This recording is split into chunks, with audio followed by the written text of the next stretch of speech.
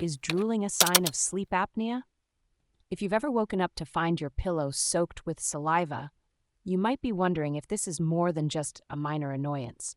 Could drooling be a sign of something more serious, like sleep apnea? Let's explore this connection. Drooling itself is not always a cause for concern. It can happen due to various reasons, such as sleeping position, nasal congestion, or even side effects from certain medications. However, when combined with other specific symptoms, it could indicate a more serious issue. Sleep apnea is a condition where your breathing is repeatedly interrupted during sleep. This can happen because the tissues in the back of your throat relax and block your airway, causing you to stop breathing for short periods. These pauses can occur hundreds of times a night, disrupting your sleep cycle and depleting your body of oxygen. One of the key signs of sleep apnea is loud snoring, often accompanied by gasping or choking sounds. This snoring is as a result of air vibrating over the soft tissues in your throat. People with sleep apnea often breathe through their mouths instead of their noses, which can lead to drooling.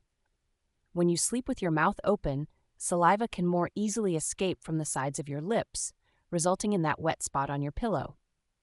So, if you're consistently waking up with drool and also experiencing loud snoring, feeling excessively tired during the day, or waking up with headaches, these could be indicators of sleep apnea.